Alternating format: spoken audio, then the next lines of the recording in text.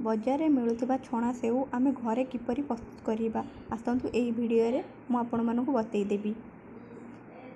सेऊ प्रस्तुत पाई आमको किछि बेसन लुण और पानी दरकार जेपरि अटा चकुड़ा हुए सेहीपरि चकुड़ा।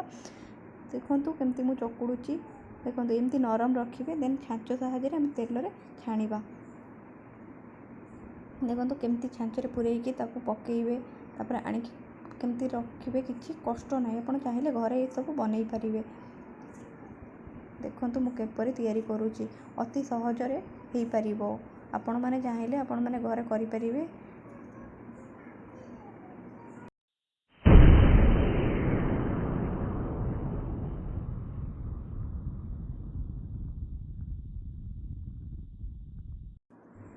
देखंतु केते सारा सेव मु आज बनैछि तार कलर भी जेमती मार्केट रे मिले सेही परी अवेलेबल।